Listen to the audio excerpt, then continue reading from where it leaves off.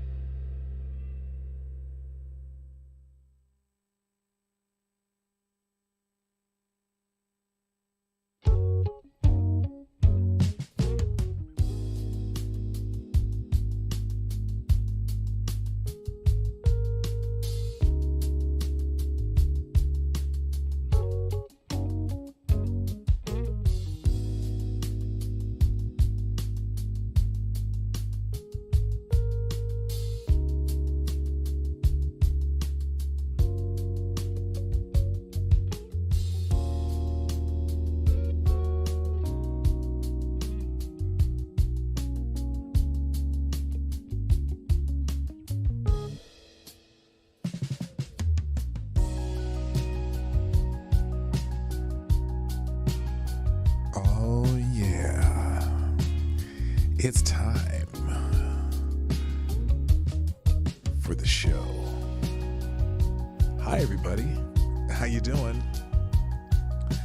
I am a little fired up today, and I'm going to tell you why.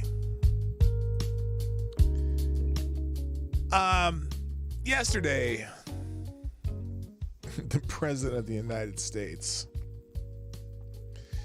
put out an executive order that as I listened to him and I read some of the information about it, really just proves to me that he doesn't have a clue about what he's doing.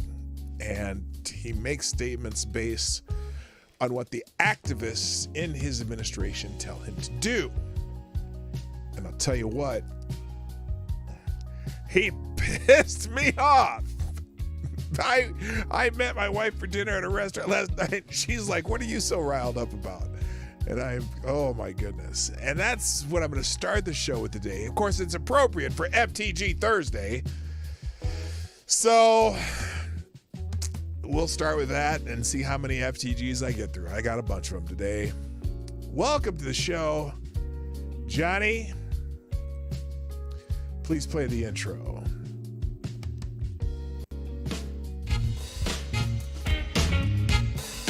Ladies and gentlemen, coming to you live from the Lucky Dog Studio in a hidden location somewhere in the upper Midwest of the United States of America, it's a brother making his own way, but with all the wrong opinions.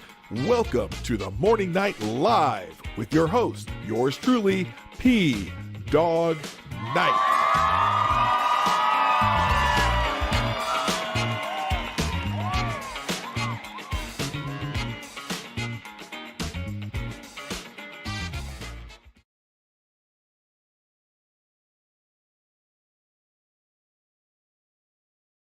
Try it again. There we go. Hello.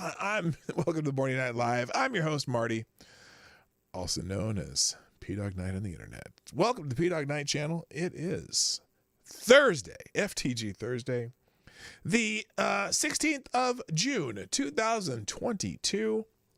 And I'm happy to be here, and I'm happy you're here too. Welcome to my world of anger, and yet, okay. I got it. I fixed it. I already fixed it. Anyway, I'll be here with you for another roughly just under 90 minutes. I'm looking forward to seeing what you think about what I think, and what you think about what you think, and what you think about some of the BS that's coming out of the White House. God, I hate this time in life, but hopefully we'll get a course correction by January at least, just, and not that the Republicans are any better, because there's a few Republicans who get FTGs today, but it can't get any worse. Oh, yes, it can. Yes, it can. Who am I kidding? Who am I kidding? Anyway, let's say good morning and then get this shit started, because I am just, I'm fired up today. Oh. First in the chat today is our friend and bell-worthy person, Advocatus Diabli. Thank you for being here today, sir. Oh, man. I appreciate it. Also, good morning, Black Keeper Israelite. That's right. Rotten Corpse in the house. My friend Richard from Down Under. James Colley. Jethro Hetero. Tyre Alexander. Maddie's in the house. I know that you're going through some stuff, Maddie, and I am praying for you. I never talked to. I got to talk to Lady Boomer. You asked me to talk to her about, and I will do that today because she's off work, and I'll see her for more than just an hour at dinner tonight. Also, good morning, Septive Wolf. All you need's in the house. Nice to have you back, sir. Also, good morning to, I got to scroll down a little bit here because tall person's in the house. Ahoy there. My favorite Canadian Jaeger ponies here. Simon Wolfwood. Jim Beam, what's up? Good morning. Keebler's in the house. Mike Savage. Blarg. And is that it? That's a lot. That's pretty good so far. Y'all talking up a storm. DI Freighter Watchers here. Good morning, Chicago Mike. What's up? This is Kyle. What up, Kyle? And it looks like about everybody. Attack Alpaca. And, okay. And Aaron Meredith, what's up? All right. Nice to... Avocados... Wait, what? Oh, it's Avocados Diaboli's mom's birthday? The only reason you do happen to know the date. Well, happy birthday, Avocados Diaboli's mom. I would sing, but I doubt if she's listening. But, you know, I just send some wishes to mom, and that's a good thing, all right? So, let's just jump, in the immortal words of Philip DeFranco, that douchebag, let's jump right into it. So, yesterday, the President of the United States... he put out an executive order. Now, the president, you know, let me just make a quick point here. So, you've been hearing the Democrats talk a lot about democracy. Democracy! Right? Why is that so weird? Hang on a second. I'm going to try something else here. Let's try one. Democracy. That's a little too late. Let's try two. Democracy. Yeah, close enough. Anyway. All right. But here to talk a lot about democracy. And, you know, we have 50 democracies because the country itself is not a democracy. It's a representative republic. We are a amalgamation of 50 democracies plus a couple side chicks. I don't know what you call those other territories. But anyway, we're 50 democracies. We're each little democracy within its borders of the amalgamation can make its own laws and do its own thing. They have some autonomy, and you know, it's like 50 little melting pot experiments where you can test stuff, and other states go, "Hey, we like that idea, we'll do that too," or "Hey, we hate that idea, we're not going to do that shit." But we're 50 democracies, and the Democrats have been bitching about, "Oh, you're a danger to democracy." Well, yesterday, the President of the United States, who thinks he's, well, I don't know what he thinks he is, because I think his brain isn't quite all there, but he decided to do an executive order because he didn't like some laws that were being passed around the country about certain things that, you know, people have concerns about. And these democracies, these people who were represented by people in their own states, you know, they did some stuff that were, you know, they were, you know, they were just trying to take care of some things, right?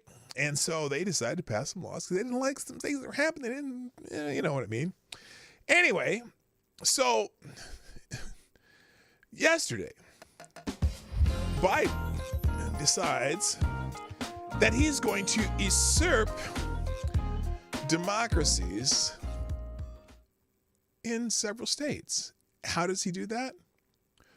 Well, he announced an executive order, a historic executive order. Here's the White House fact sheet. President to sign historic executive order advancing LGBTQI plus equality during Pride Month. Now, let me find. I guess he made a little speech about it. But anyway, President Biden believes no one should face discrimination because of who they are or whom they love. Just okay so far. Okay, this is good so far. Since President Biden took off, and he has championed the rights of LGBTQI plus Americans and people around the world. Has he? Really? Has he put any sanctions on countries where some of these LGBTQI plus people are persecuted? I bet he has. In fact, I bet he's about to go take a trip to Saudi Arabia, where he's going to beg the Saudis to produce more oil. But let me continue. As President Biden said during his first joint address to Congress, the president has the back of LGBTQI plus people. I don't know if that's a proper phrase to use, but you know what? To each his own, across the country. That is why he's taking these bold actions and continuing to fight for full equality for every American, including urging Congress to pass the Equality Act and provide overdue civil rights protections to LGBTQI plus people. Now, I'm confused. I'm confused. Now, the Equality Act does some things that are very concerning. I got to be honest with you. Even though it's called the Equality Act, which sounds really good, right? Yeah. Yeah. Today, to mark Pride Month, President Biden will sign an executive order advancing equality for LGBTQI plus individuals. Wait a minute. Wait, whoa. I thought he's urging Congress to pass an Equality Act, a law, a bill, a whatever. You know what I mean? But he thinks his executive order is going to supersede some other laws. Let me, okay, so he says, and he will welcome LGBTQI plus families, advocates, elected officials, and leaders to the White House for a reception. Here's what the executive order builds on the historic progress he has made for LGBTQI plus people. Now, here's a quiz for the chat. What exact historic progress has he made for LGBTQI plus people in the last year? I guess he's put some people in his administration. Like, you know, that assistant something health secretary person that he got from Pennsylvania that killed all the Mimas? And he put him in the administration as an assistant health secretary, and they had a ceremony specifically for that person that they've never had a public ceremony for before. You know, the guy that, excuse me, did I say guy? You know what I'm talking about. The whatever, the one they've made an admiral now just to make that person an admiral. And then I guess he had Pete Buttigieg, you know. But it's funny though. He's not none of these people are the first LGBTQI plus people that have been in president's cabinet, because there was a president just over a year and a half ago with the funny hair. He had LGBTQI plus person on his cabinet, so it's not the first of that. Anyway, I don't know what the progress he's talking about. Good morning, T-Ball, and somebody else showed up that I didn't see earlier. I'll figure it out. Anyway, and I'll get to these super chats. I see you there. He says addressing discriminatory legislative attacks on LGBTQI plus children and families, directing key agencies to protect families and children. Now, this is where I'm confused. So when he's saying discriminatory legislative attacks against LGBTQ, he's talking about trans children, which is kind of an oxymoron, right? Now, certainly there's people who later in life who suffer through the gender dysphoria, blah, blah, blah, blah, blah. But he's talking about, I'm going to scroll down because I'm going to get to the point here. Here's, let me give the bullet points. Preventing so-called conversion therapy with historic initiative to protect children from harmful practice. So they're going to try to stop the practice of conversion therapy. But what's interesting, like I said, I'm going to get to the point. The conversion therapy part of this is not that important. 22 states have outlawed conversion therapy. Some states still allow it, whatever. That's about gay kids. But the part that pissed me off is one of the bullet points way down here. I'll scroll down.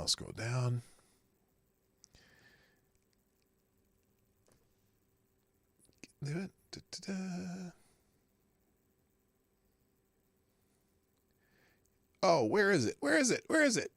Okay, the point is, he is talking about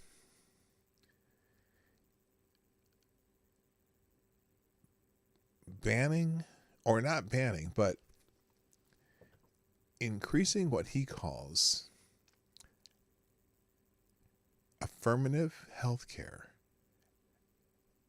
for transgender kids. Where the hell is it?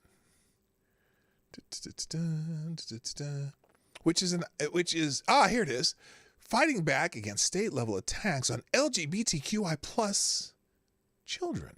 The Department of Justice has intervened and filed statements of interest in lawsuits across the country challenging state laws that seek to ban transgender children from accessing gender-affirming health care and participating in school activities as unconstitutional. Now, first of all, there isn't a single state in the country that is banning transgender children from participating in school activities. However, they are requiring that if you participate in school activities such as sports, you participate based on your physiological sex and not your psychological gender.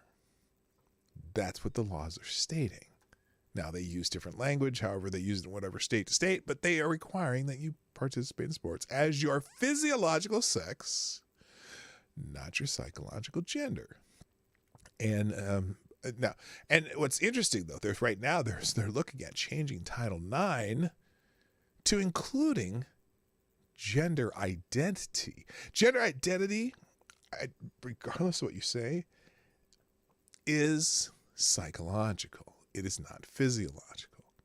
And so, and the other part of this that pissed me off, the bigger part that pissed me off, though, was challenging state laws that seek to ban transgender children from accessing gender-affirming health care.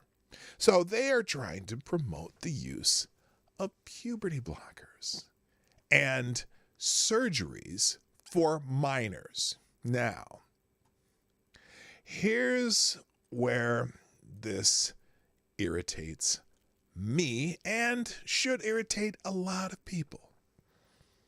And I'm gonna read something that I wrote yesterday because I just want to remember everything I said. I really don't know who's advising the president and writing executive orders for him, but he has no idea what he's talking about, particularly when it comes to gender-affirming care for children. First of all, his executive order will not supersede state laws. Now, I think what he's going to do is he's going to try to have his different departments file lawsuits and try to get these laws overturned in states where they have been passed via democracy. Hello, Ebony Williams. Hello, Keebler. Hello, T-Ball. His executive orders does not supersede state laws. Why? Because his executive order has not been passed through any legislature. Basically, he's saying, I'm a dictator. I'm going to tell y'all what to do. And because someone told me in my addled state that I'm supposed to be compassionate. Now, I get it. The president believes he's being compassionate. Unfortunately, the activists that he's listening to are pushing things he doesn't understand and is blindly going along with it. He's right about one thing.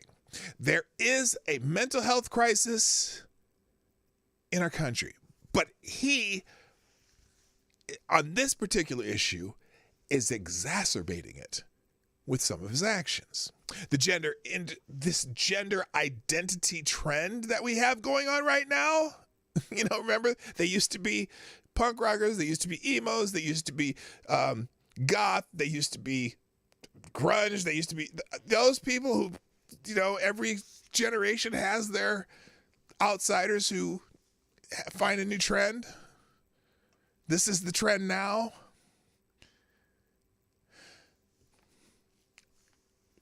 It's going to leave a lot of young people scarred, both physically and mentally, for life, because they believe some adult with various motive of just pushing them through with very little evaluation and practically no regard or research of the long term. Can you imagine?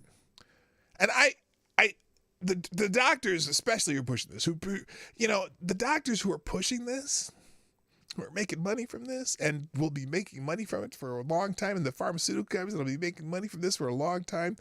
They can convince a 13-year-old or that, oh, here's how, you're feeling not good about yourself. Here's how we can fix it. We're going to give you these drugs. We're going to, you know what? You must really be a boy if you're a girl, or a girl if you're a boy. And we're going to give you some drugs that'll help you, we're going to block that puberty thing with, of course it's not reversible and it'll sterilize you, but we don't care. And then we're going to put you on hormones for the rest of your life. And we're cut off body parts or whatever. And you know what? Most people who commit suicide in this because of this usually do 7 years after transition, but we're not going to tell you that. We're going to tell you that we're going to tell parents, we're going to blackmail parents by saying, well, you can either have an alive daughter or a dead son. They're telling parents they're going to commit suicide anyway. Guess what? The rate of suicide doesn't change among these kids. Some are usually suicidal beforehand, and on the average, 7 years after transition is when they'll commit suicide, if they do. Has nothing to do with their transition. But no, you know what? If they don't commit suicide, guess what? You get to be on hormones for the rest of your life. Of course, we forget that testosterone is basically a poison to human females, right? It's not good for human females. In fact, you start using this stuff, and you for women who go through this, it makes your already less dense bones less dense. You get osteoporosis at younger ages. They don't have long-term studies on these effects. Guess what? You know what they do? Look, there's practically no regard or research of the long-term effects. The idea that any child can make a life-altering decision with informed consent requiring drugs, surgeries, and adverse health effects for the rest of their life before their brains are fully developed is ludicrous. And yet, here we are. The President of the United States is encouraging this because he doesn't know what the fuck he's talking about. How is it that we have places, of course, only in the Western world. This is only happening this is a thing in about 5 countries. The United States, Canada, England, Australia, and maybe a couple European countries. It's only happening in the Western world. How is it that we have places where a 13-year-old can make a decision to go on permanent medication for the rest of their life that will cause sterilization without the consent of their parents? You can do that in Canada. You can do that in Washington. It's Washington State.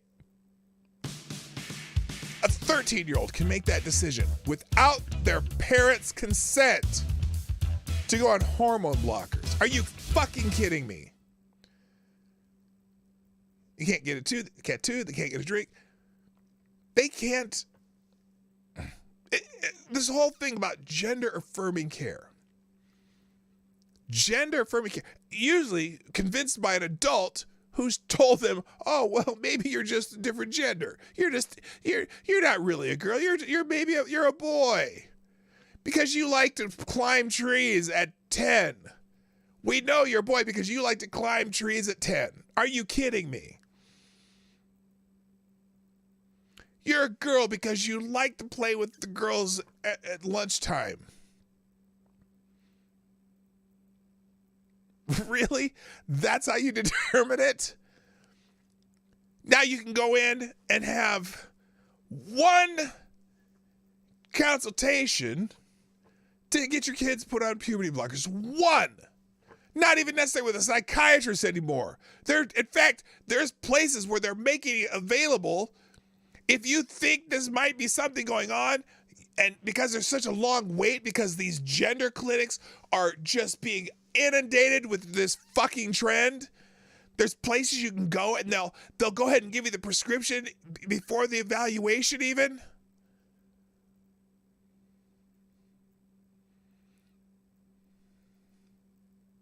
This is insane.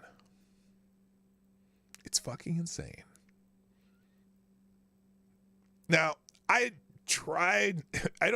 usually don't spend a lot of time on this topic because, it's one of those topics they don't like on YouTube. They don't like on Twitter. The powers that be, the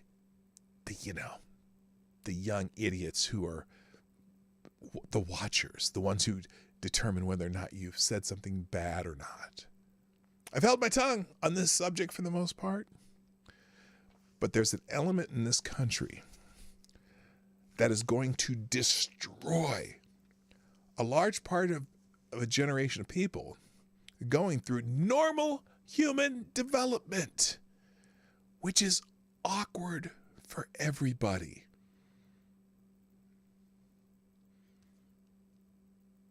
Puberty sucks for everybody.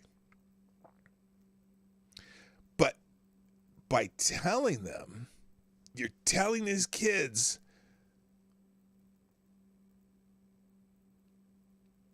that you have a solution that's a forever prescription and maybe even cut off or alter some body parts permanently. Can't get them back once you cut them off. They won't feel the same. Why are we pushing this so hard? Why is our society pushing this so hard? Why is the President of the United States pushing this? Well, he has some activists telling him what to do in the White House. He doesn't make any decisions for himself. This old man doesn't know what the fuck he's talking about. He's never done any research. He's never asked doctors and had a symposium. And guess what? Even if he did, the only ones he would talk to are the ones who are already the activists. Because only the ones, well, let me get to this. Why are we pushing this so hard, especially on kids? Is this just a way to make some adults feel better? To make you feel like, to validate the adults? It's funny because you notice how this is big in California? Like the Hollywood crowd loves this. You know that? You notice how it's becoming a fucking status symbol. Angelina Jolie adopts all these kids. Of course, she turns the two black ones into girls. The two black boys she adopts, she turns into boys. Or you look at, what's Dwayne Wade and what's her name? She's from Omaha, his wife. Their son's now transgender.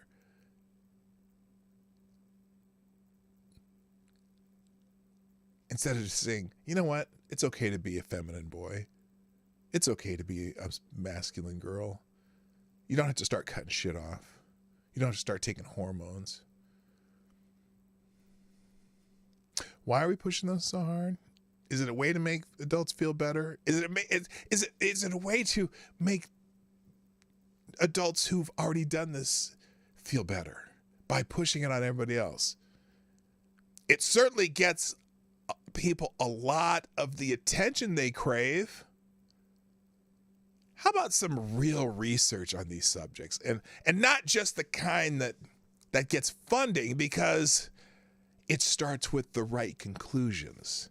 Because right now, research money is pretty much only given to people who already have the right conclusions. They have a conclusion that they will prove with their research. They'll tailor the research so they get that right conclusion. But have we had any serious research on this? Have we had any? Because you know what? The horror stories, the people who figure it out too late, and they don't get a chance to go back. You don't get a chance to go back. Once you've destroyed your body structure, once you've cut pieces off, you don't get to go back.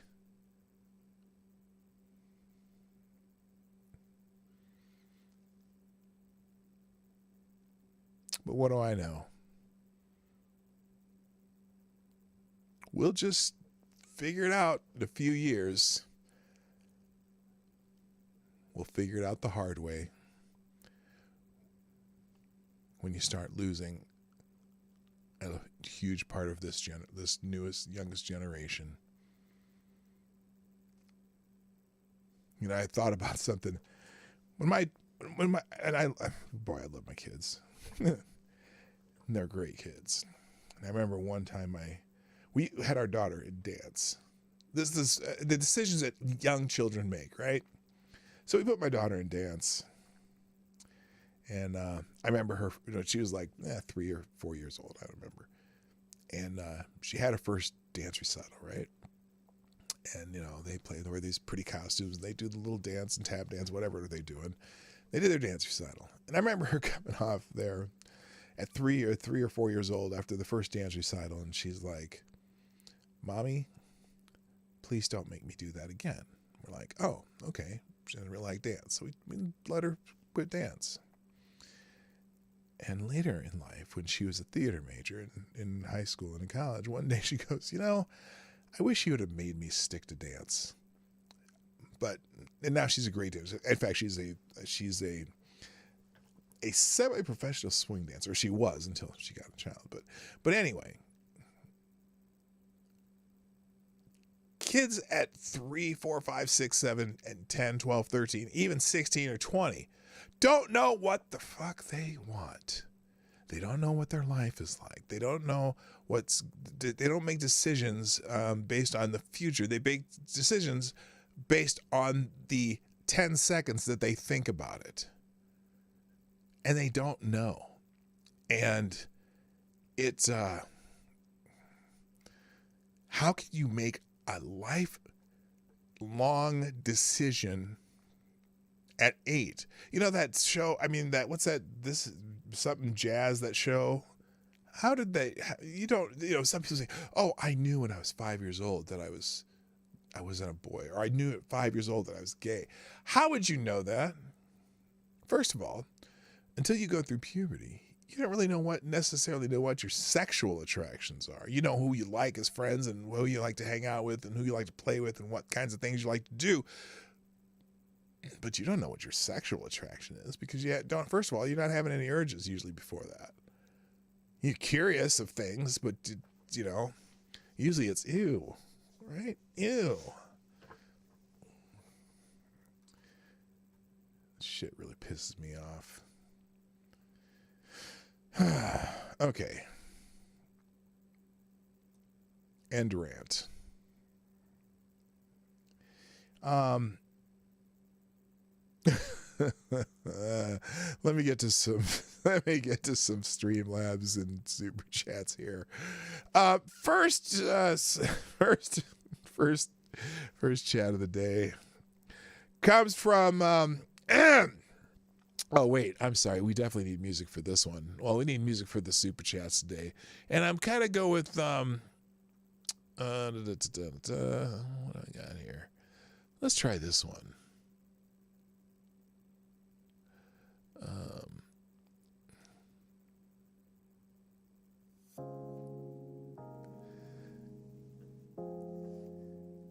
Our first chat of the day is from Rachel Madhouse Dildo. Thank you for sponsoring the show again, Rachel Madhouse Dildo, who says,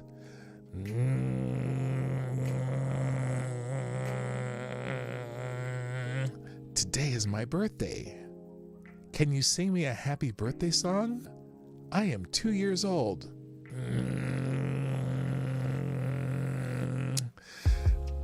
Well, Rachel Madhouse Dildo, I'm not going to sing your birthday song because I know where you've been. And I don't want to think about that. 2 years? Damn, girl. You are ambitious. Thank you for sponsoring the show, though.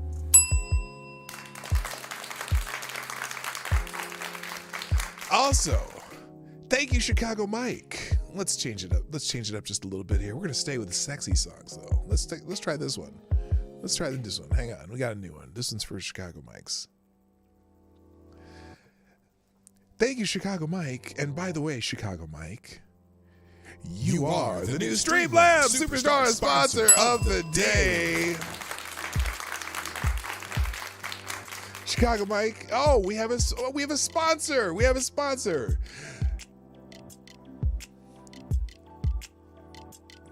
Let me get to the beat. Okay. Today's show is sponsored by Johnny Depp's new and improved Scissor Fingers. If you want to prove that scissor fingers are not real, then ask Amber Heard, and she'll tell you that a character in a movie is not real. Thank you, Chicago Mike. Appreciate it. Also, thank you. Let's see, tall person. Oh, it's a holiday. It's a holiday today. Thank you, tall person and tall person. Wait, what happened? Oh, was that a YouTube super chat? It must have been. No, I don't know. Anyway, tall person. Oh, tall person, you are. Whoops, what the hell happened there? You are the new Streamlabs Superstar sponsor of the day. Let's give you some new music. It's a holiday, so this is a little more upbeat. Thank you, tall person, for the 6th spot, saying, Happy National Vinegar Day. Vinegar has multitude of uses, including cooking, cleaning, and weed killing. Thank you, tall person. Tall person, maybe you can relay that message to Rachel Madhouse Dildo. Okay, let's move on. Finally, thank you, Maddie. Hey, click. What the hell? Come on, mouse, work. There we go. And Maddie, thank you for sponsoring the show, the 5 spot, who says, just because girls play with traditional boy things and vice versa doesn't mean the small kid is trans. Some parents have lost the rough draft, the chapter, the page, and the whole damn book. Yes, you are correct, Maddie. I agree with you 100%. All right, now let's get into some articles because I've spent the whole morning ranting so far. So anyway, here's this thing that Joe Biden did. He's just a butthead.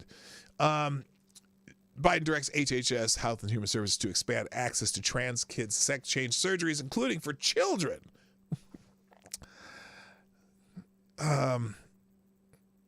Jesus. Come on, man. Joe Biden signed a historic executive order Wednesday ordering the Department of Health and Human Services to expand efforts to increase the ability of Americans, including children, to identify as transgender, to obtain sex change surgeries. President Biden believes that no one should face discrimination because of who they are or whom they love. Since President Biden took office, he has championed the right of LGBTQ plus Americans and people all around the world to sell. Okay, I've had my piece on this.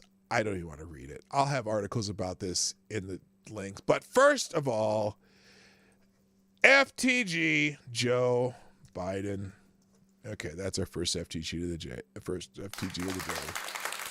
I have several articles open to this. I have here's something, and I got the Politico. I've got the White House's announcement on this. But I got a couple threads I'm going to read. First, I'm going to read this article, though. This is interesting. There's been a study that puberty blockers and cross-sex hormones there has been a study of puberty blockers, cross-sex hormones, and youth suicide, because that's the one thing that the doctors who are promoting this are most likely to tell you. By the way, if you haven't seen the movie What is a Woman, you should do that. You can spend $12 for 1 month of the Daily Wire, and it's cheaper than buying a ticket to a movie anyway. So if you buy 1 month ticket, you can watch it if you haven't seen already. Also, couple of documentaries. One documentary on YouTube I highly recommend. I've put links to it before. Is Dysphoric. It's a 4-part documentary. Each part is about 37 minutes, between 30 and 37 minutes. Excellent documentary on this phenomenon that's going around.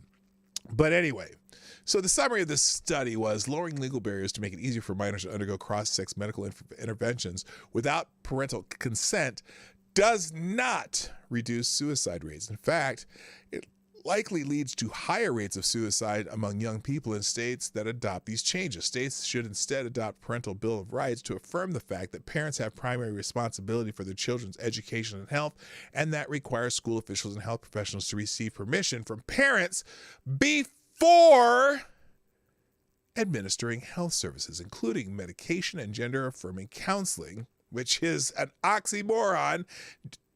Counseling is not to affirm your feelings. It's for to talk about through your feelings and make solutions for yourself. If you're having gender affirming counseling, you are defeating the purpose of counseling to children under 18. States should also tighten the criteria for receiving cross-sex treatments, including raising the minimum eligibility age. So, adolescents who are confused about their gender suffer from an abnormally high suicide rate, although research demonstrates that gender confusion generally resolves itself without medical intervention. That's another key point. Gender confusion usually resolves itself without any medical intervention. 90% of that, the people who have that gender confusion can go deal with it without medical intervention, and yet they're stopping them at the pass and putting on hormone blockers. It's nuts. Some educators and medical professionals encourage teens and even preteens to take puberty blockers or cross-sex hormones so that their secondary sex characteristics such as body and facial hair, breast tissue, muscular build, and fat composition align more closely with the gender with which they identify. While the World Professional Association for Transgender Health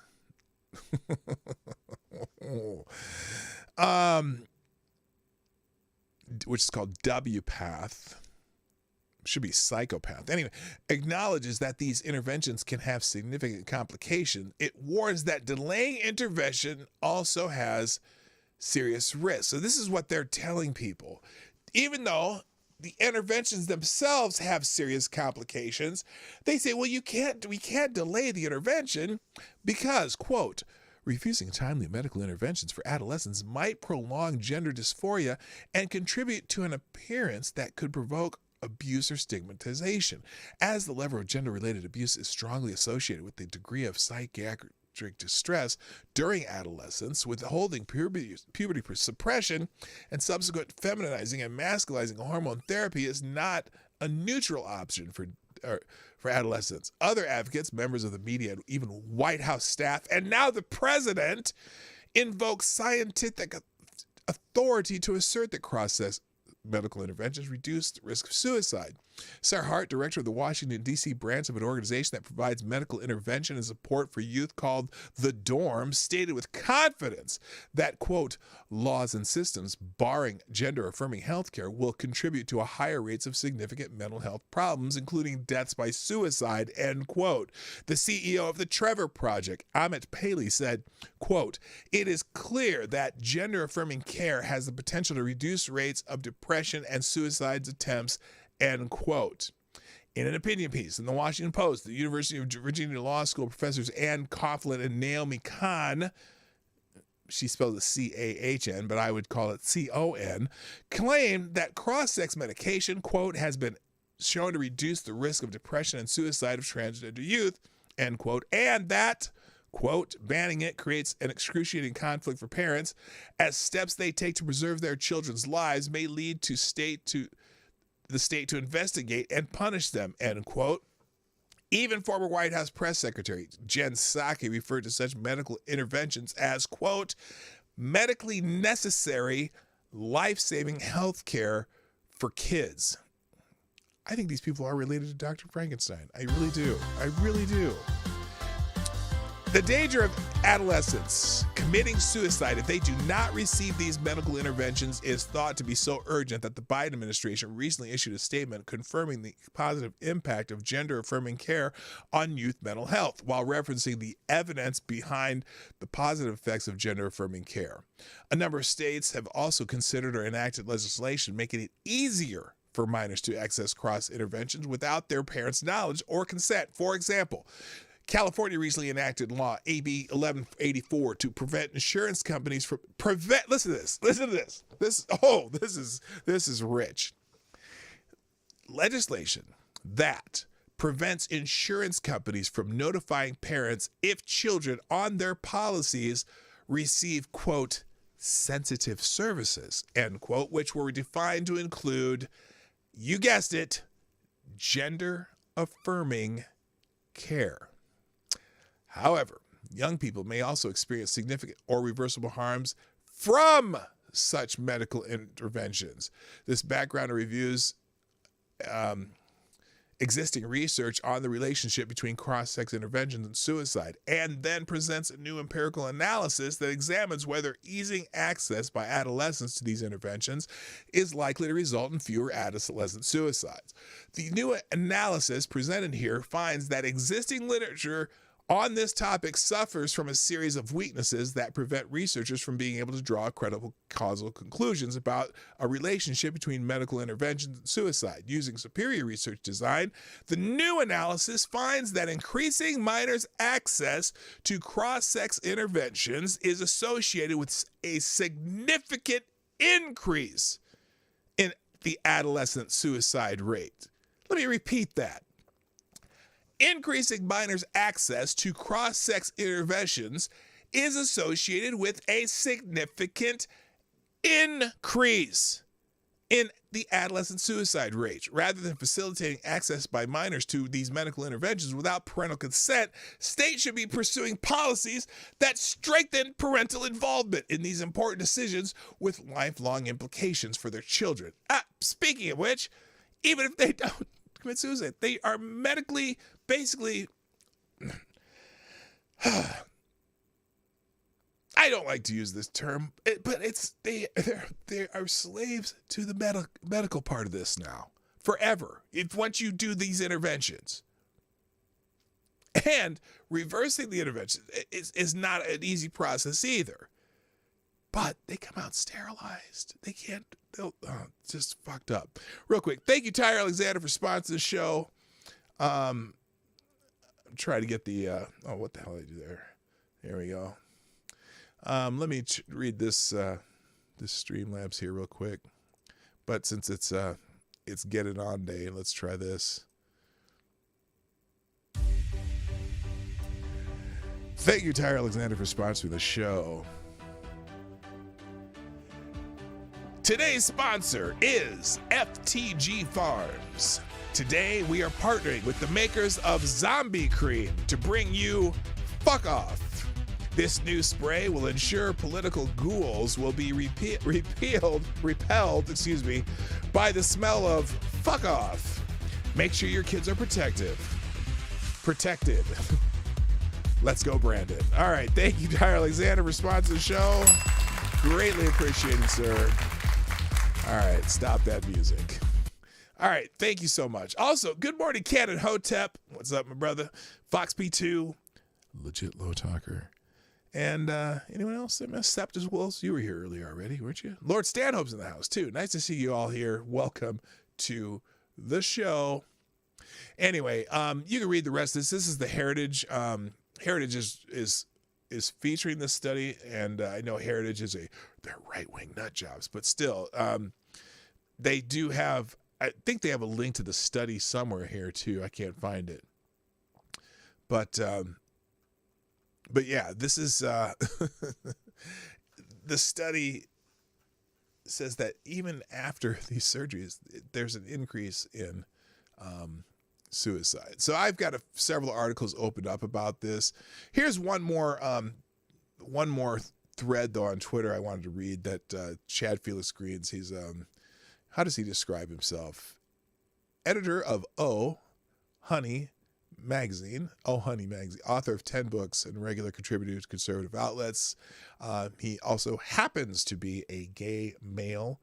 And here's his thread of this. He says, this is far more dangerous and overreaching than anything the Equality Act could have imposed on the country. Biden is directly attacking the democracy he claims to support by attempting to override state legislation banning harmful youth transition.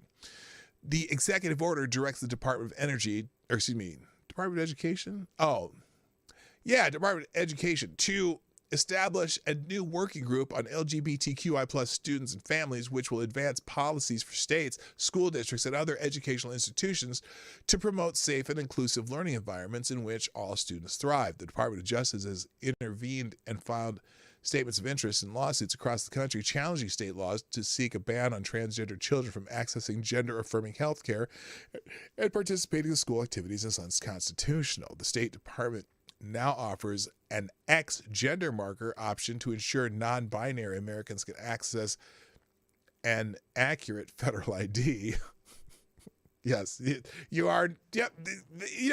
Here's this one drives me nuts on the IDs where they have states where they say you can put X or other as far as gender. Well, most of them aren't asking your gender on your driver's license. They want to know what your sex is, what your physiological sex is, so they can identify you. But no, now you can put an X. Just put an X. Anyone can do it. Yeah, we're all doing it. Anyway, the Department of Homeland Security announced reforms to address barriers and heightened screening that transgender travelers often face in U.S. airports. Why?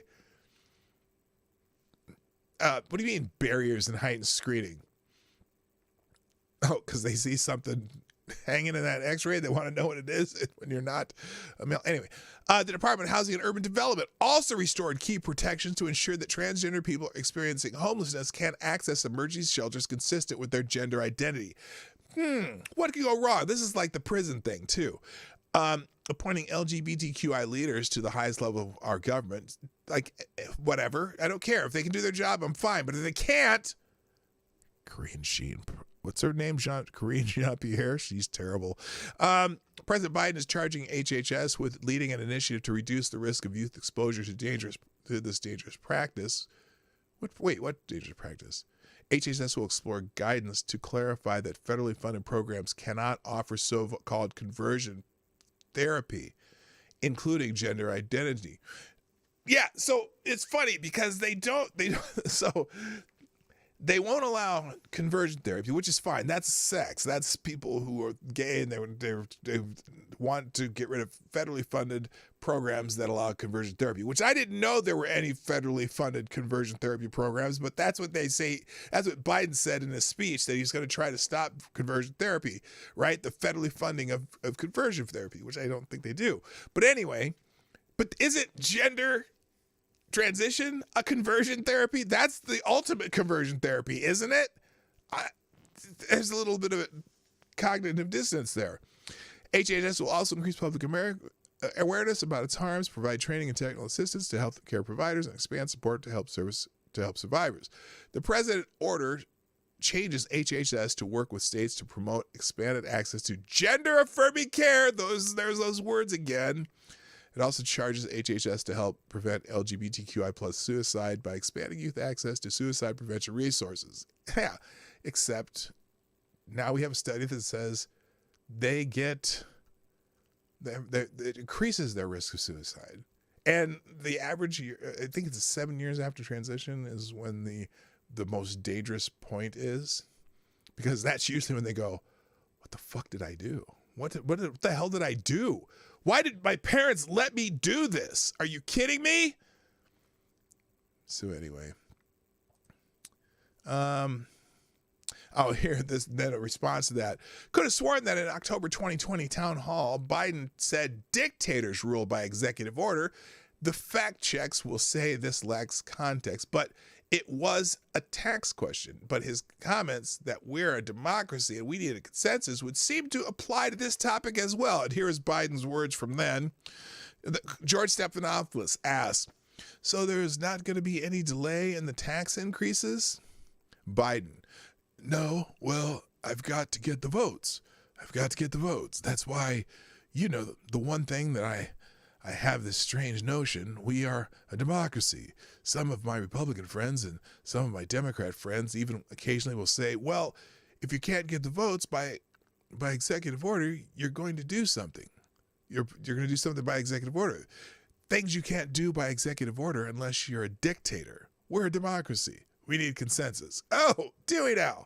Well, you're trying to stop states who have used their democracy to pass laws that you don't like, and so now you're changing the whole thing. If you want to read more about what conversion therapy is, apparently USA Today has an article on it here. Now, it's not what the president was talking about, but it tells you what states allow it and what states don't. But this is the traditional conversion therapy. I'm going to skip that. And again, there's another article. What's this one? This is Bloomberg's version. Biden eyes ban on conversion therapy funding with order marking Pride Month. Well, he did a whole hell of a lot more than that, I got to tell you. Anyway, thank you, Tyler Alexander, for sponsoring the show. Appreciate it. Let's see here.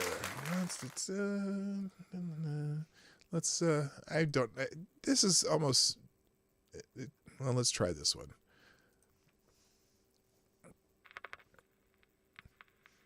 Tyler Alexander says, so, in California, my insurance can place a charge for surgery on my account, and I have to pay it without ever finding out what it is.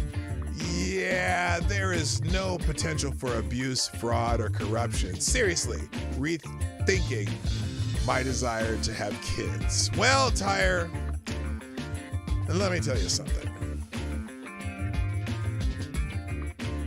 Do not lose your desire to have kids. They're great. You love them, and you try to guide them, and smack the fuck out of any teacher who tries to do shit that you don't want them to do. Okay, I shouldn't.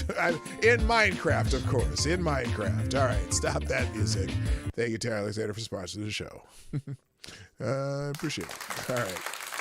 All right, let's keep going here. I'm going to get rid of Ace here because I'm not going to have time to get through all these anyway, so I don't need any more.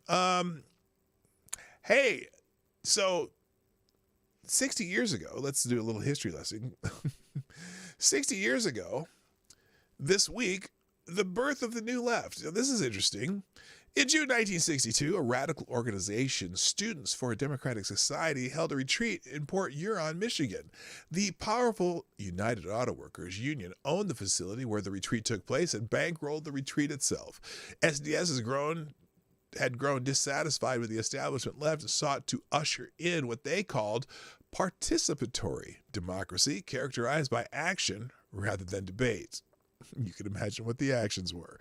On Friday, June 15th, the SDS issued a manifesto that clocked in at a whopping 25,700 words and came to be known as the Port Huron Statement. Tom Hayden, a core member of SDS, wrote the first draft of the statement. Despite its immense length, the statement laid out what the SDS saw as the primary problems with the U.S. in the early paragraphs. Quote, when we were kids, the United States was the wealthiest and strongest country in the world. The only one with an atom bomb, the least scarred by modern war, and initiator of the United Nations that we thought would distribute Western influence throughout the world. Freedom and equality for each individual, government of, by, and for the people. These American values, we found good principles by which we can live as men.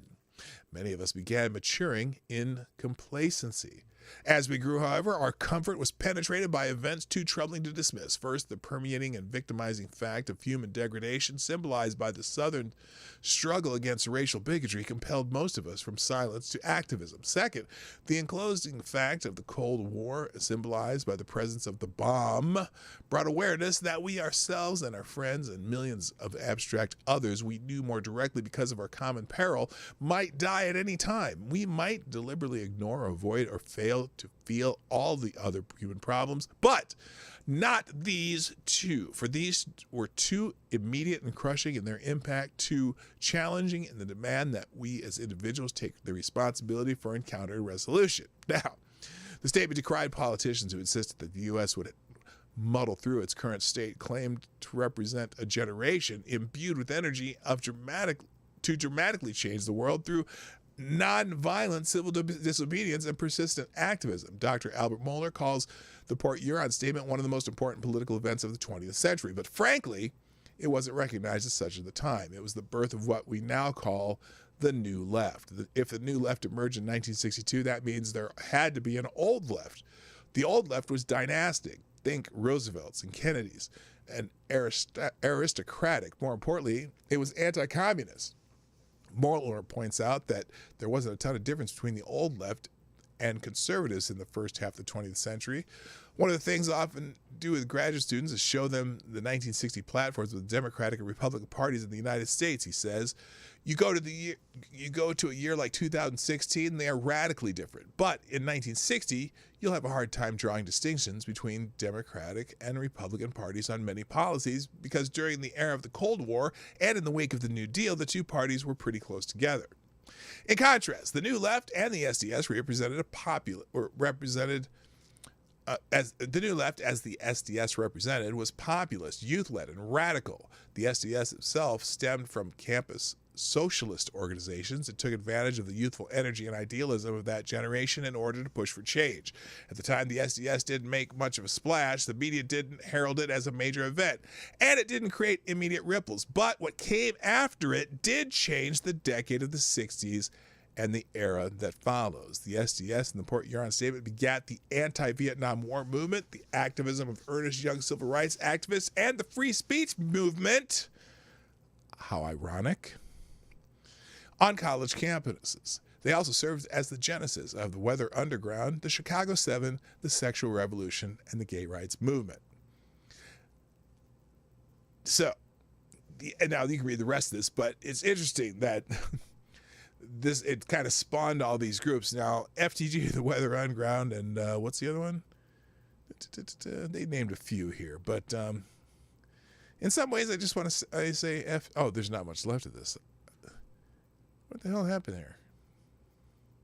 Oh, anyway, I'll finish this. As radical as the New Left was at the time, its tenets are mainstream in today's Democratic Party, and some of its ideas might even come across as outdated to this crop of leftists. Moeller puts it this way. Many of the ideas that were considered radical 60 years ago are now absolutely mainstream. Oh, so that Overton window went to the left a little bit? I'm saying. And for that matter, nowhere near the left of what we might call the new left in the United States, in particular taking a snapshot of the Democratic Party. With all the upheaval of the 60s, the New Left was just getting started, from the protests and action that characterized the student movements of that decade to the hold on left-wing power that is the baby boomers and some folks a few years older still have. The SDS and its fellow travelers completed the long march through the institutions. And they kind of run the institutions now, don't they? They were the first to go hard left, Mueller concludes. Right now, higher education, the mainstream of academia in the United States, is moving so far left that it's way past Tom Hayden and the Port Huron Statement handed down 60 years ago. So there's our little history lesson. Good morning, Trippy. I see you there. And Data Wasteland, what's up?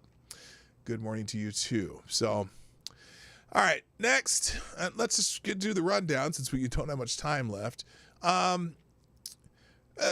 Apparently, there's a radical abortion group called Jane's Revenge that's threatening domestic terrorism.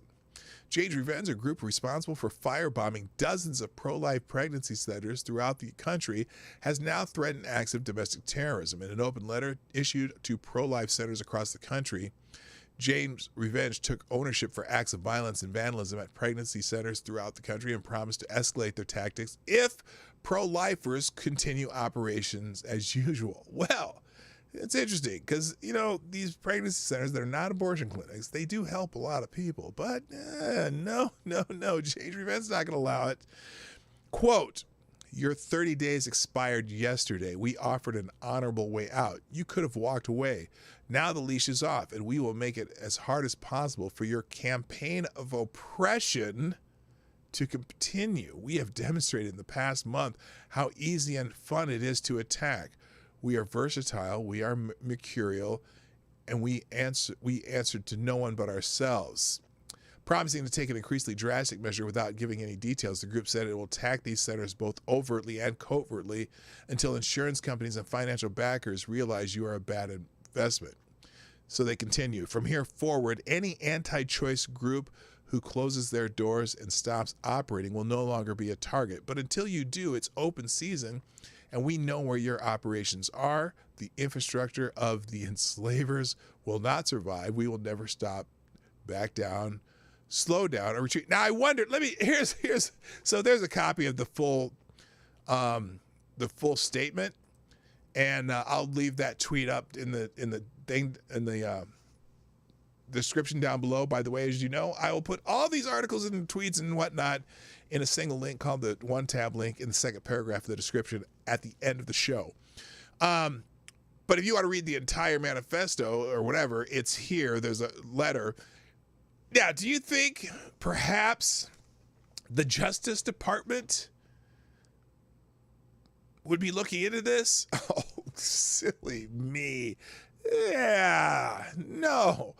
Jade's revenge is on the right side of history.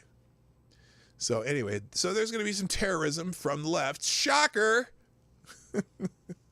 I wonder if that'll be on the SPLC's domestic terrorist watch list, or the Justice Department's terrorist watch list, or the FBI's terrorist watch list. I doubt it. Anyway, next.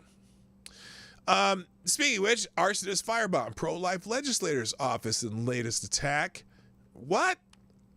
Two masked individuals smashed a window and threw a lit flare into Washington State House Representative Andrew Barks' office building in Olympia, Washington on Monday. Security footage shows two men approaching the office building before breaking the window with a hammer and throwing a flaming flare into the building, which Barkas owns and is leased by the House Republican Organizational Committee.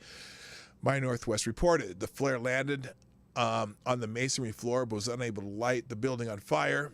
Multiple pro-life groups have been a target of arson since the leaked draft ruling showed the U.S. Supreme Court is likely to overturn Roe versus Wade. So the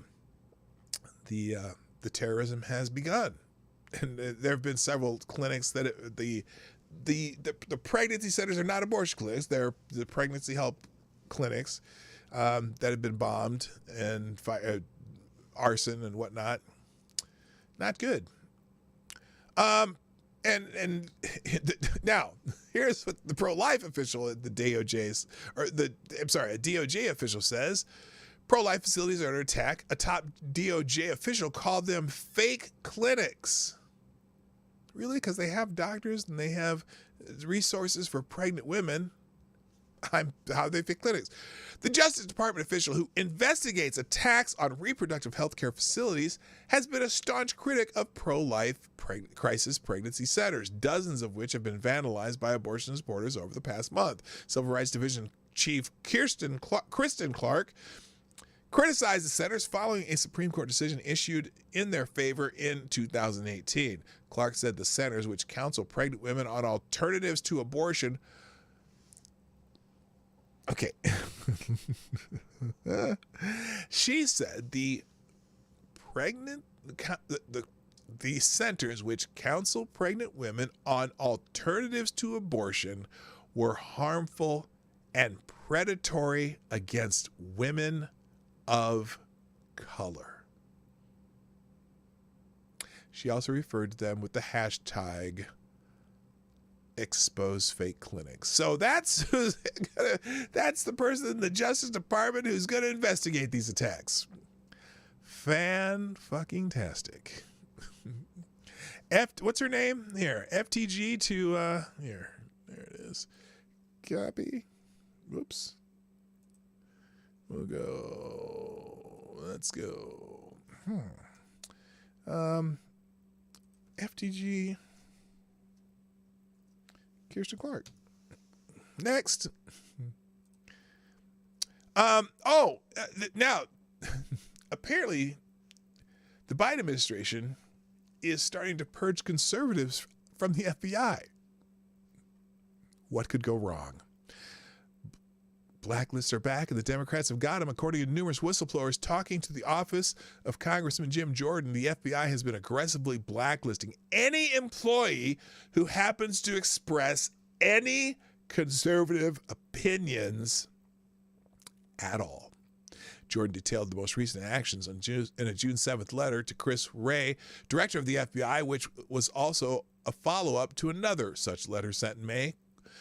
We continue to investigate allegations that the Federal Bureau of Investigation is retaliating against FBI employees for engaging in disfavored political speech. On May 6, 2022, we sent you a letter that detailed examples of the FBI suspending security clearances of the FBI employees for their participation in protected First Amendment activity. To date, you have failed to acknowledge our letter or begin to arrange for the requested briefing. Since our May 6th letter, we have received new protected whistleblower disclosures that suggest the FBI's actions are far more pervasive than previously known. Multiple whistleblowers have called it a purge of FBI employees holding conservative views. Even more insulting is that the FBI would openly question the patriotism of longtime FBI employees, including at least one veteran, because they exercise their First Amendment rights on their personal time without breaking any laws. According to Jordan, at least 6 FBI agents have come forward as whistleblowers, with 2 describing the FBI blacklisting in connection with statements made by agents to a local school board. Oh my God, they attended a school board meeting. They must be terrorists. The other 4 agents were either suspended or had their security clearance removed because they raised questions about the Democrats' narrative concerning the January 6th protests. So, there you go. How about FTG? We'll just give it to Chris Wray since he's the director of the FBI. FTG Chris Wray. Moving on. In the show trial, the ratings of day 2 and episode 2 and episode 3 has been postponed. Well, that's going to happen today, wasn't it? Is that happening right now? I guess I'm missing it. Darn. The second public hearing of the House Select Committee investigating last year's Capitol riot drew about 10 million total viewers. It was 20 million the first day, less than half the audience that watched the committee's primetime opening presentation last week. Oh, so sad. Where's the right one here? Here we go. Here's the one. Anyway, if you care, FTG to the January 6th committee. FTG Jan 6 committee. There we go. F them. All right, moving on. I'm going to get through these pretty quick. Apparently, the Atlanta Fed's GDP tracker has fallen to 0, meaning, that means zero economic growth. Now, I've never understood the thing about economic growth, although I had to pay attention to this a lot when I was in finance. But zero economic growth. Zero economic growth has appeared to come to a standstill. Widely followed barometer of the economy showed Wednesday the Atlanta Fed's GDP Now estimate of economic growth based on data published through today fell to 0 from 0.9%. That figure was dragged down by a variety of economic data released over the past week, including retail sales and consumer prices. So, you know that word recession they keep yelling? Speak. Here, FTG, Janet Yellen. There, that's perfect timing. I think it's Yellen, isn't it? Yellen. Yeah, it's Janet Yellen. So FTG Janet Yellen, who said, I shouldn't have said it was transitory. Fuck her. Anyway, next. Fed, speaking of Janet Yellen and the Fed, they have hiked interest rates and issues a warning to Americans. The Federal Reserve hiked target interest rates by 0.75%, that's 75 basis points for those of you in finance, on Wednesday, projecting a slowing economy and a rise. Whoa, what the fuck is this? Get off my screen. What the hell? Get off my screen now. That didn't work. What the hell? Oh, that's one of those damn ads. I hate that shit. And now the article's gone. Okay, never mind. Anyway, so they've raised interest rates. They think they're going to slow inflation by raising interest rates. So if you have any adjustable rate stuff like credit cards, sometimes their rates move on based on that. Or if you have like a line of credit on your house or something like that, it's going to be a little bit higher payment next month. So there you go. 2/3 of Americans say Biden inflation is eating through their savings. Put a 1 in the chat if you believe that Bidenflation is eating through your savings. FTG, Joe Biden. That's all I have to say about that. You can read the rest. It's an article in Washington Free Beacon. Next, Biden sends a letter to the oil companies blasting them for making profit, demanding they increase oil production. Really? That's rich. Isn't he the guy that wants to reduce oil production? Joe Biden sent a letter to multiple oil companies on Wednesday, urging them to increase production and cut profits as gas prices continue to soar in the United States. The letter comes days after the national average price of gasoline hit $5 per gallon. Prices were $2.39 per gallon when Joe Biden entered the Oval Office at the beginning of last year, contributing to overall inflation, which reached 8.6% for consumers and 10.8% for businesses last month, which means that's going to catch up with you. There's no question that now here's Biden, though. Biden always wants to blame it on somebody else. There is no question that Vladimir Putin is principally responsible for the intense financial pain the Americans people and their families are bearing, Biden wrote in his letter to 7 oil gas companies. But amid a war that has raised prices more than $1.70 per gallon, historically high refinery profit margins are worsening that pain, he says. Oil company profits have indeed risen in recent months. ExxonMobil, for instance, reported $5.5 billion in profits during the first quarter of 2022. Now, look, remember, this is on a dollar that doesn't have as much power anymore right now, currently. Despite taking in $3.4 billion, let's see.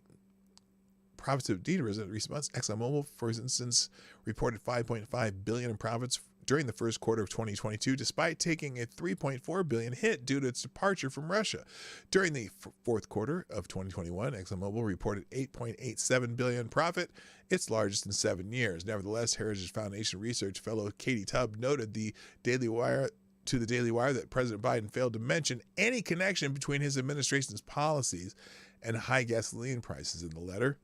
It has been the consistent message that persistent policy choice of this administration is to pursue an anti-oil regulatory agenda. The only logical conclusion of policies designed to forcibly wean Americans off of conventional fuel is higher prices. California is a clear example. Similar policies have been on the books for years, and it is no surprise that Californians consistently have to pay some of the highest prices in the country for gasoline. So, multiple White House officials, include Buttigieg and Jennifer Granholm and whatever, have argued that gas prices will accelerate a transition to green energy, which is, I thought that's what they wanted. But apparently the American people are saying, let's go, Brandon. Anyway, moving on. I think this is about Granholm. No. Energy advocates fire back at Joe Biden's letter slamming the oil industry, the height of hypocrisy. Leaders in the oil industry and other stakeholders are responding to threats Joe Biden made in a letter to fossil fuel executives, charging that corporations are putting profits over increasing fossil fuel production. Biden warned oil companies in his letter that at the time of war, refinery profit margins well above normal being passed directly on to American families are not acceptable. My administration is prepared to use all reasonable and appropriate federal government tools and emergency authorities to increase refinery capacity and output in the near term, and to ensure that every region of this country is appropriately supplied, said Biden during the 2020 campaign. Who during the 2020 campaign vowed to stop fossil fuel production in the U.S. Make up your mind, Joe. This comes as the president plans a trip to Saudi Arabia next month to beg that hostile country for more oil exports in the U.S. and try to get them to fly rainbow flags, which I don't know if he'll be successful on that. Anyway, one of Biden's critics is West Virginia Treasurer Riley Moore, who on Wednesday condemned Joe Biden for the attack. Quote, "The president is lecturing the oil industry about high prices is the height of hypocrisy," Moore said in a statement distributed to media. If President Biden is looking for someone to blame for high gas prices, he needs to only look in the mirror. From day one, this administration has waged an open war on fossil fuels, and working class Americans are now paying the price. You can read the rest of that if you want, but he slaps Biden down pretty good. But I got to get through this, so hang on. And then speaking of Granholm, remember her? Do you know who Jennifer Granholm is? Anyone from Michigan here? Former governor of Michigan. Now she's the energy secretary. Oh, she's so good, too.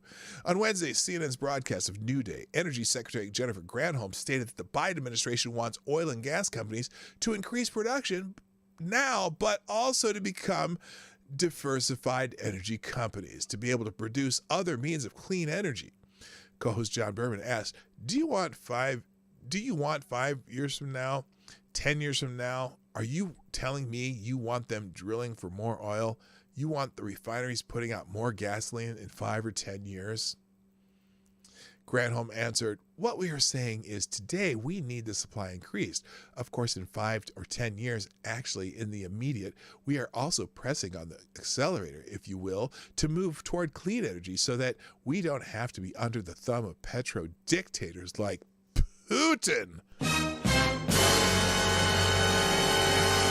Or at the whim of volatility fossil fuels. Well, I got to break it to you, Jennifer. Unless you figure out how to get more electricity out there, you're not going to have all them electric cars because you're going to have rolling blackouts all across the country. Then how are you going to power that electricity? With coal? With oil? With natural gas? Because you seem to not like nuclear. And we like some, if you're going to do it, you better have some nuclear. Anyway. FTG, Jennifer Granholm. Moving on. Biden administration also has vows to now look, so he's demanding they do more oil, right? He's demanding lower your prices and produce more oil. Jennifer Granholm, we got him to produce more oil in the short term and come up with some alternative energy in the long term. Except the Biden administration bows to environmental activists, quietly delays another oil and gas lease sale. Now, granted, it's not permits, but still. The Biden administration confirmed Wednesday that it delayed get off my, what is this? I hate this crap. No, block. What the hell?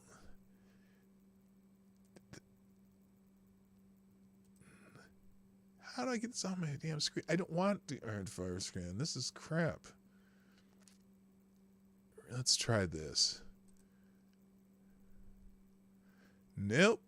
Okay, something's going on. I'm going to have to run a scan on my computer because I'm getting these stupid things. Anyway, they've canceled a sale of leases again. Unbelievable. Anyway, here's a list of the 10 worst American who we can FTG all day. The 10 Republicans who voted on they voted on red flag laws, which probably are going to end up being unconstitutional anyway. But let's see.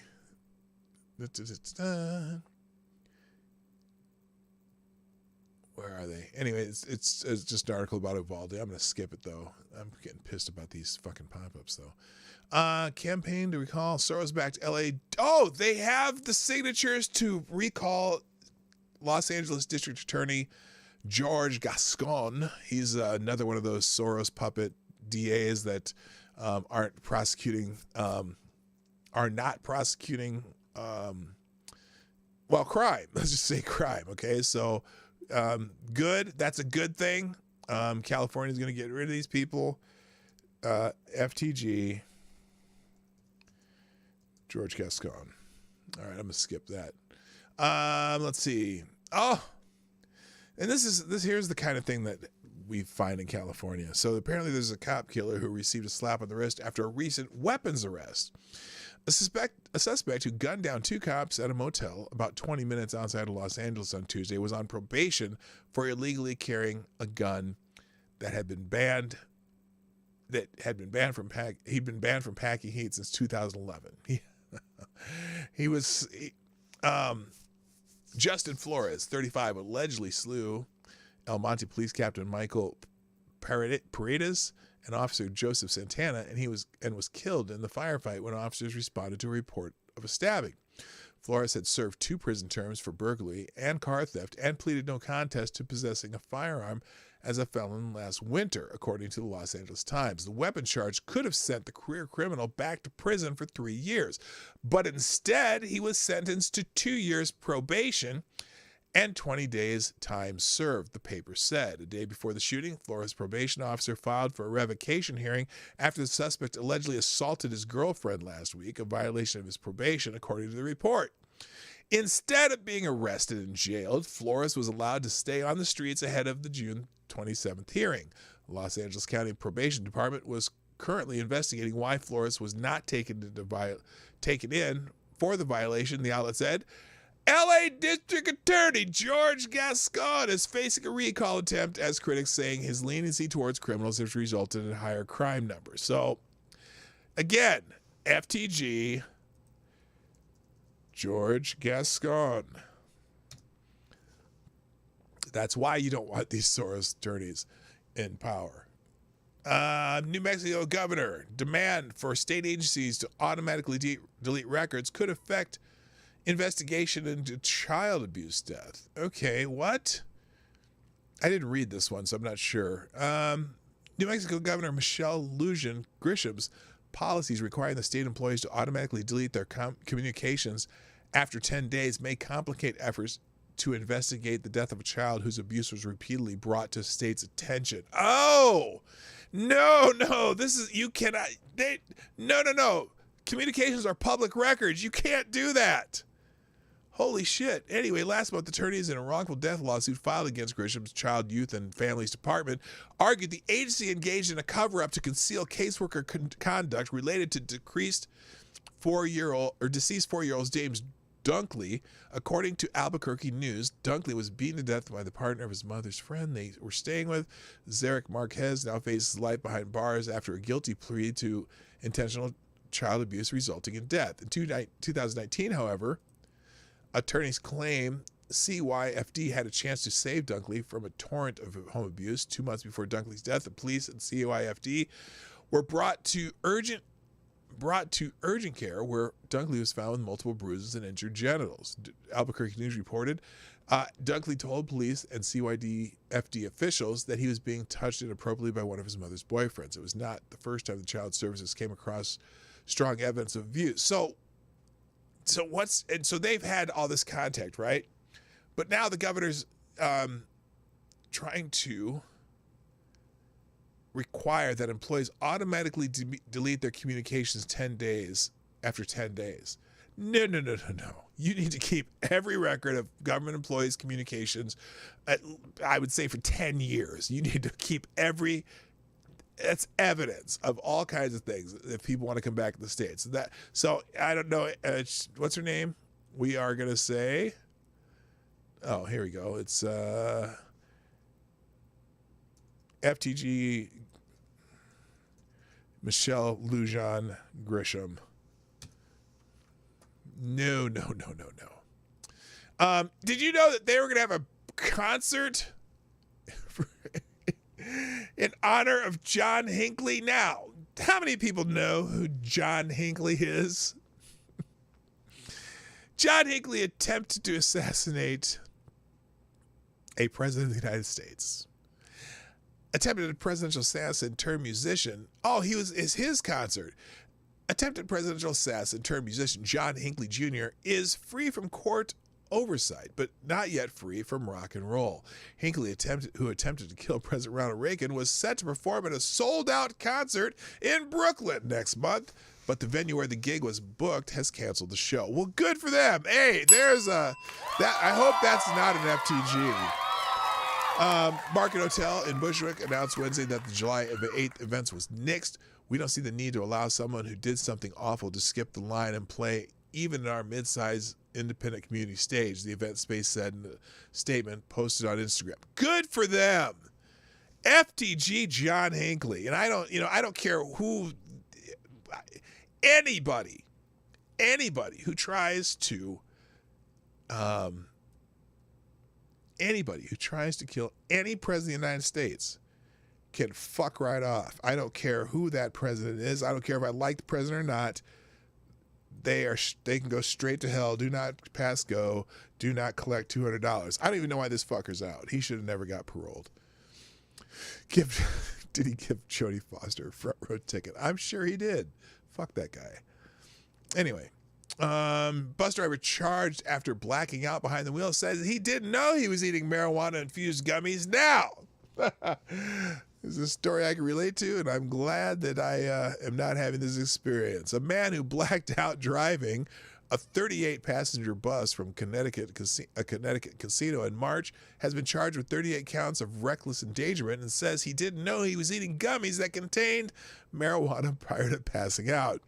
Jihan Chen was arrested at his home in Boston Monday and appeared in court Tuesday, according to the Associated Press. Chen, who had to speak through a Chinese interpreter, told Superior Court Judge Nidhi Moses, "I didn't know it was marijuana. I didn't know." Okay, I'm not giving Mr. Chen an FTG because been there, done that. Okay, let's finish up real quick and get the hell out of Dodge.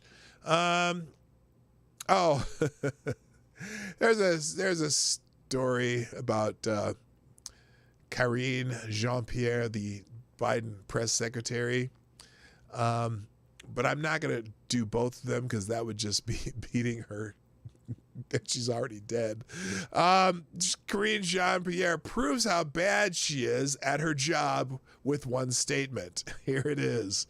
Oh, do they please have the clip? Here it is. So Karine Jean-Pierre says, well, here it is. Here's here's how bad she is at her job.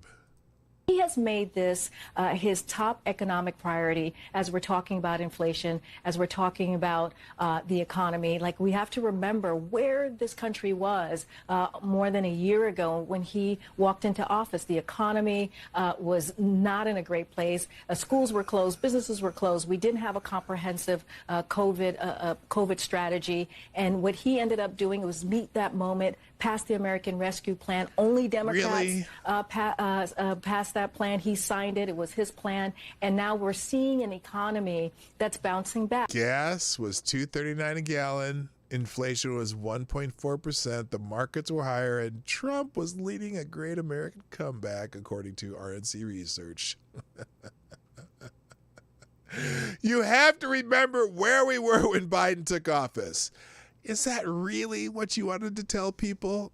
I'm sorry, dear, but you are... the hell? Oh, I see what happened there.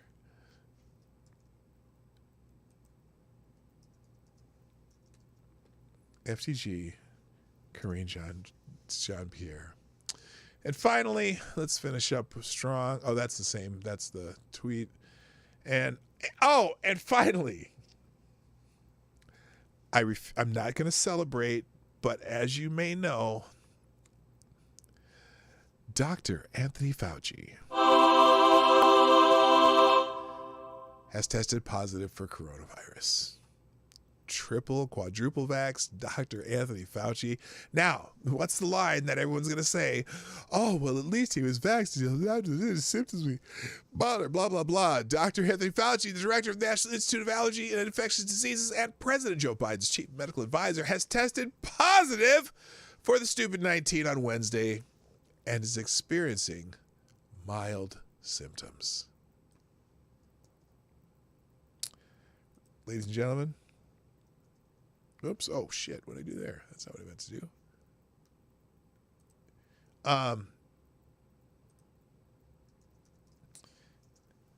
Resist Faucism and FTG, Dr. Anthony Fauci. Okay, ladies and gentlemen, that's it for today. The lightning round took a long time, but, sometimes lightning doesn't always strike where you want it to. Civic Magic, how you doing? Nice to see you. So, ladies, I got to go. The gentlemen, I got to go. Do me a favor, hit the like button if you haven't already done it. Share the stream before, during, and after the stream. If you are watching our replay, put a comment in the comment section. And if you want to sponsor the show, at pdognight.live or pdognight.live, you can do it there 24 hours a day, even though the messages are read during the show. If you do it off hours, I'll read it during the show.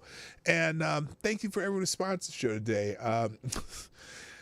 Starting with Rachel Maddow's dildo. I'm still not sure who keeps putting that up there, but that's funny as hell. Good morning. Thank you, Chicago Mike, Tall Person, Maddie, Tyre Alexander, and Tall Person.